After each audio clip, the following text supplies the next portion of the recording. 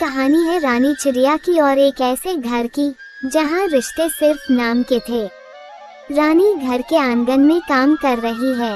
रानी, तुम्हारे होने से घर में एक नई रौनक आ गई है। मैं तो बस कोशिश कर रही हूँ कि इस घर को अपना घर बना सकूं। सास गौरी चिड़िया जलती हुई नजरों से देख रही है। इस रानी ने तो आते ही सबका दिल जीत लिया। मेरा मोहन भी अब इसी में उलझा रहता है और कैलू भी इस पर जरूरत से ज्यादा ध्यान देने लगा है। रात का समय रानी अकेली बैठी है। कैलू आता है। बहू, तुम्हारी मेहनत देखकर दिल करता है तुम्हें आराम दूं। आओ बैठो, मैं तुम्हारे पंख दबा देता हूँ। बाबूजी, ये ठीक नहीं है। रिश्तों की परिभाषा वक्त के साथ बदल भी जाती है। रानी डर गई थी, लेकिन उसने कुछ नहीं कहा। लेकिन ये बात घर में किसी और की नजर में भी आ गई थी और उसने इसका इस्तेमाल चाल चलने के लिए किया। गौरी मोहन से बात करती है, झूठा इल्जाम लगाते हुए। मोहन, मैं कैसे कहूँ, पर मुझे रानी और तुम्हारे बाबूजी के बीच कुछ ठीक नहीं लग रहा। माँ, आप क्या कह रही हैं? मैंने खुद देखा है। रानी देर रात बाबूजी के कमरे से निकल रही थी। अब तू ही सोच। मोहन का दिल टूटा, लेकिन वो कुछ नहीं बोला। बस उस रात उसने खुद अपनी आंखों से सब देखने का फैसला लिया। मोहन देखता है रानी को कैलू से बचते हुए। मुझे अकेला छोड़ दीजिए बाबूजी। अब अगर एक कदम भी आगे बढ़े तो मैं चिल्ला दूंगी। बहू नहीं, रानी, मुझे अपना बना लो। मोहन बीच में आता है। बस बहुत हो गया, मैं आज सब समझ गया हूँ। सच्चाई सामने आती है। माँ, आपने रानी पर झूठा इल्जाम लगाया और बाबूजी, आपने अपनी बहू को बहू नहीं समझा। मैंने कभी कुछ गलत नहीं किया, फिर भी हर तरफ से इल्जाम ही मिला। सास की जलन ने आग लगाई, ससुर की हवस ने उसे भड़काया और रानी, वो बस उस आग में जलती रही चुपचाप। रानी घर छोड़ने लगती है। मोहन उसका हाथ पकड़ता है। रानी, अब तुम अकेली नहीं हो, मैं तुम्हारे साथ हूँ और ये घर अब सिर्फ तुम्हारा है। सच्चे रिश्तों की नींव विश्वास पर होती है और जहाँ जलन, हवस और झूठ हो, वहाँ सिर्फ रिश्ते टूटते हैं। जंगल में एक बहुत बड़ा पेड़ था। वो बड़ा पेड़ सबको मीठे मीठे फल दिया करता था। जंगल के सभी पक्षी उस पेड़ के इर्द गिर्द जमा रहते, मीठे मीठे फल खाते, झूमते नाचते, मजे किया करते थे। मगर समय गुजरने के साथ साथ वो दरख्त अब बहुत बूढ़ा हो चुका था। अब उसमें इतना दम नहीं था।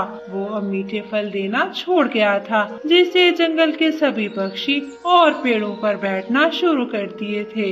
इसीलिए उस पेड़ का ख्याल कोई नहीं रखता था। एक दिन वो पेड़ सबको मदद के लिए पुकार रहा था। मुझे बचा लो, मुझे कोई पानी दे दो, मैं बहुत प्यासा हूँ, मुझे बचा लो, मैं मीठे मीठे फल दूंगा, मुझे जीने दो, मुझे ऐसे मत मारो जंगल के पक्षियों। वो ऐसे मदद की गुहार लगा रहा था। उसकी आवाज पक्षियों ने सुनी अनसुनी कर दी।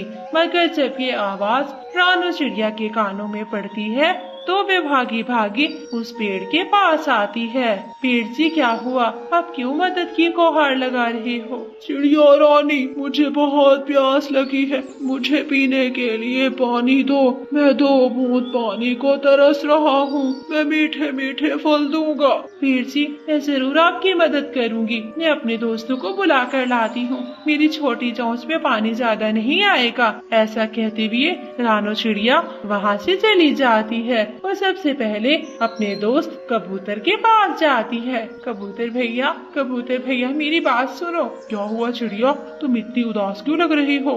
कबूतर भैया, वो है ना बड़ा पेड़ जिसकी हम फल खाया करते थे, वो मदद की गुहार लगा रहा है, हमें उसकी मदद करनी होगी।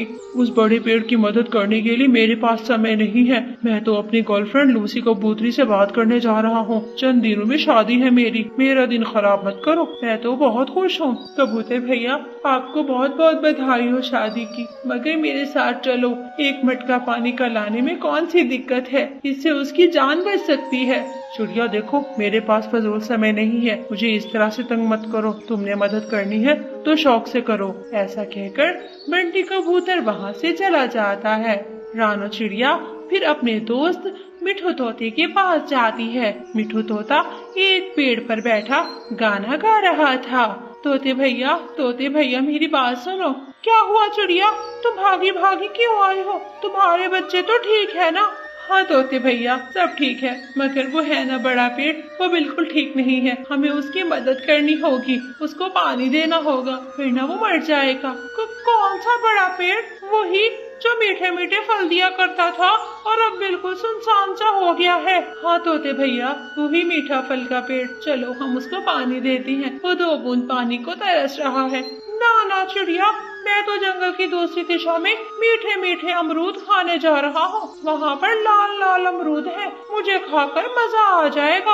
अगर मैं देर से गया तो उस जंगल के तोते ही अमरूद खा जाएंगे, मेरे लिए एक भी अमरूद नहीं छोड़ेंगे। हट जाओ, मुझे जाने दो। तोते भैया, मैंने ऐसा नहीं सोचा था, मेरे दोस्त इतने खुदगर्ज निकलेंगे। आपको अपनी ही पड़ी है, कबूतर को गर्लफ्रेंड से मिलने जाना है और आपको लाल लाल अमरूद खाने जाना है। मेरे साथ उसकी मदद करने चलो। ना चिड़िया, मेरा रास्ता मत रोको, मैं तो चला।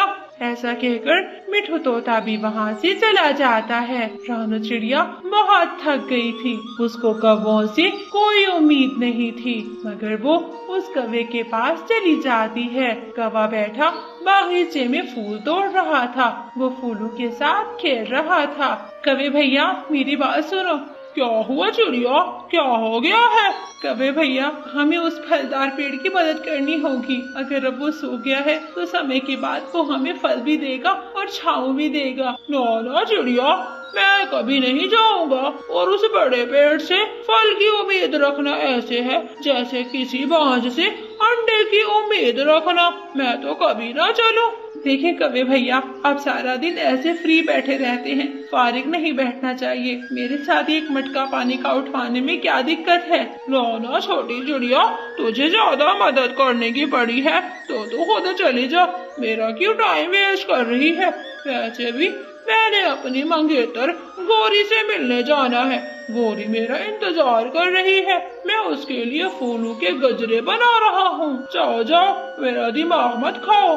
चिड़िया निराश हो जाती है। निराश होकर वो सीधा बुलबुल के पास जाती है, जो कि अपना फर्स्ट एड बॉक्स तैयार किए बैठी थी। बुलबुल बहन, मेरी मदद करो। क्या हुआ चिड़िया, कोई बीमार है क्या? नहीं बुलबुल बहन, वो है ना बड़ा पेड़ जो हमको मीठे मीठे फल दिया करता था, वो 2 बूंद पानी को तरस रहा है, हमें उसकी मदद करनी होगी। तो मेरे साथ मटका पानी का उठवा लो। देखो चिड़िया, मैं एक डॉक्टर हूँ, डॉक्टर के पास समय नहीं होता इन सब कामों का। ये देख रही हूँ ना मेरा फर्स्ट एड बॉक्स, मैं जा रही हूँ, एक जगह पर डिलीवरी का केस है, मुझे जल्द जाना होगा। ऐसा कहकर बुलबुल अपना फर्स्ट एड बॉक्स उठाती है और वो वहाँ से चली जाती है। चिड़िया आप क्या करती? जंगल का कोई भी पक्षी उसकी मदद करने को तैयार नहीं था। फिर वो वापस उसी बड़े पेड़ के पास जाती है। बड़े पेड़ के ऊपर एक खूबसूरत सा चिड़ा आया बैठा था। चिड़े जी, आप कब आए? ये चिड़ा मेरी रोजाना मदद करता है, अपनी चोंच से कभी कभी पानी लाकर मुझको पिला देता है, वरना आपके जंगल के सभी पक्षी तो बहुत बुरे हैं। पेड़ जी, मैंने सबको मदद की गुहार लगाई है, मगर कोई भी मदद करने नहीं आ रहा। मगर आप चिंता ना करें, मेरे पास एक मटका है, मैं उस मटके में पानी भरूंगी। अगर ये चिड़ा मेरी मदद कर दे तो हम दोनों आपको पानी दे देंगे। चलो चिड़े, इस चिड़िया की मदद करो और मुझको पानी दो। मैं जब मीठे मीठे फल दूंगा तो मैं वादा करता हूँ वो सभी फल आपके होंगे। फिर चिड़िया और चिड़ा, जिसका नाम आकाश चिड़ा था, दोनों जाते हैं, मटका उठाते हैं और नदी पर से पानी लेते हैं। मटका भर पानी चिड़िया अपनी कमर पर उठा लेती है और वो दोनों वहाँ से आ जाते हैं। दोनों मिलकर उस बड़े पेड़ को पानी देते हैं। बड़ा पेड़ बहुत ज्यादा खुश हो जाता है। इसी तरह वो दोनों उस पेड़ पर आकर रोजाना बैठकर बातें किया करते थे, आपस में खेला करते थे। समय बीतने के साथ साथ दोनों में प्यार भी बढ़ जाता है। रानो चिड़िया उसी आकाश चिड़े से शादी कर लेती है और फिर समय बीत गया। उस बड़े पेड़ ने फल देना शुरू कर दिए। उस पर मीठे मीठे आम लगते थे, जो कि आकाश चिड़ा और रानो चिड़िया मजे मजे से वो आम खाया करते थे।